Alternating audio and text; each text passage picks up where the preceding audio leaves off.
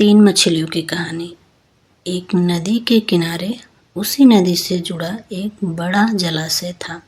जलाशय में पानी गहरा होता है, इसलिए उसमें काई तथा मछलियों का प्रिय भोजन जलीय सूक्ष्म पौधे उगते हैं। ऐसे स्थान मछलियों को बहुत रास आते हैं। उस जलाशय में भी नदी से बहुत सी मछलियां आकर रहती थी। अंडे देने के लिए तो सभी मछलियां उस जलाशय में आती थी। वह जलाशय लंबी घास व झाड़ियों द्वारा घिरा होने के कारण आसानी से नजर नहीं आता था। उसी में तीन मछलियों का झुंड रहता था। उनके स्वभाव भिन्न थे। अन्ना संकट आने के लक्षण मिलते ही संकट टालने का उपाय करने में विश्वास रखती थी। प्रत्यु कहती थी कि संकट आने पर ही उससे बचने का यत्न करो। यदि का सोचना था कि संकट को टालने या उससे बचाने की बात बेकार है। करने कराने से कुछ नहीं होता। जो किस्मत में लिखा है वह होकर रहेगा। एक दिन शाम को मछुआरे नदी में मछलियां पकड़कर घर जा रहे थे। बहुत कम मछलियां उनके जालों में फंसी थी, अतः उनके चेहरे उदास थे। तभी उन्हें झाड़ियों के ऊपर मछली खोर पक्षियों का झुंड जाता दिखाई दिया। सबकी चोंच में मछलियां दबी थी। वे चौंके। एक ने अनुमान लगाया, दोस्तों लगता है झाड़ियों के पीछे नदी से जुड़ा जलाशय है, जहां इतनी सारी मछलियां पल रही हैं। मछुआरे पुलकित होकर झाड़ियों में से होकर जलाशय के तट पर आ निकले और ललचाई नजर से मछलियों को देखने लगे। एक मछुआरा बोला, आहा, इस जलाशय में तो मछलियां भरी पड़ी हैं। आज तक हमें इसका पता ही नहीं लगा। यहाँ हमें ढेर सारी मछलियां मिलेंगी। दूसरा बोला। तीसरे ने कहा, आज तो शाम घिरने वाली है, कल सुबह ही आकर यहाँ जाल डालेंगे। इस प्रकार मछुआरे दूसरे दिन का कार्यक्रम तय करके चले गए। तीनों मछलियों ने मछुआरे की बात सुन ली थी। अन्ना मछली ने कहा, साथियों, तुमने मछुआरे की बात सुन ली है। अब हमारा यहाँ रहना खतरे से खाली नहीं है।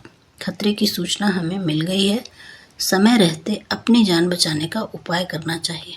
मैं तो अभी इस जलाशय को छोड़कर नहर के रास्ते नदी में जा रही हूँ। उसके बाद मछुआरे सुबह आए, जाल फेंके मेरी बला से, तब तक मैं तो बहुत दूर अटखेलियाँ कर रही होंगी। प्रत्यु मछली बोली, तुम्हें जाना है तो जाओ, मैं तो नहीं आ रही। अभी खतरा आया कहाँ जो इतना घबराने की जरूरत है। हो सकता है संकट आए ही ना। उन मछुआरों का यहाँ आने का कार्यक्रम रद्द हो सकता है। हो सकता है रात को उनके जाल चूहे कुतर जाएं। हो सकता है उनकी बस्ती में आग लग जाए।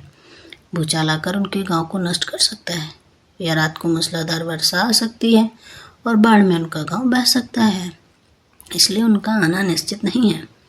जब तक वह आएंगे तब की तब सोचेंगे। हो सकता है मैं उनके जाल में ही न फंसूं। यदि ने अपनी भाग्यवादी बात कही।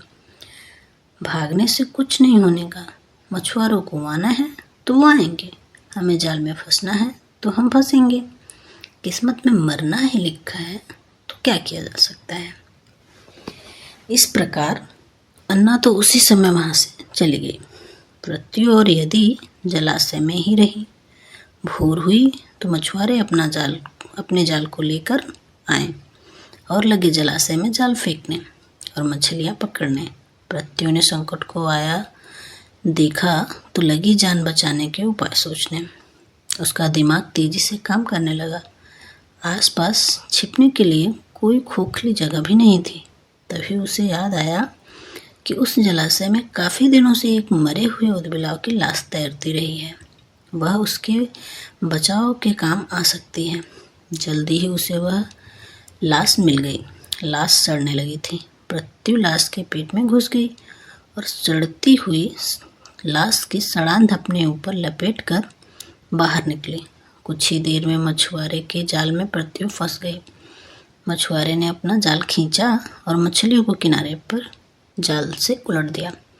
बाकी मछलियां तो तड़पने लगी, परंतु प्रत्यु दम साध कर मरी हुई मछली की तरह पड़ी रही। मछुआरे को सड़ांध का भभका लगा तो मछलियों को देखने लगा। उसने निश्चल पड़ी प्रत्यु को उठाया और सूंघा। अब ये तो कई दिनों की मरी मछली है, सड़ चुकी है। ऐसे बड़बड़ाकर बुरा सा मुंह बनाकर उस मछुआरे ने प्रत्यु को जलाशय में फेंक दिया। पृथ्वी अपनी बुद्धि का प्रयोग कर संकट से बच निकलने में सफल हो गई थी। पानी में गिरते ही उसने गोता लगाया और सुरक्षित गहराई में पहुंचकर जान की खैर मनाई। यदि भी दूसरे मछुआरों के जाल में फंस गई थी और एक टोकरी में डाल दी गई थी।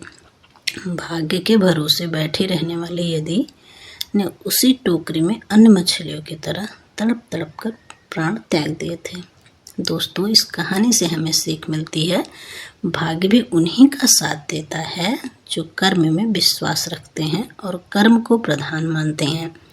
भाग्य के भरोसे हाथ पर हाथ रखकर बैठे रहने वाले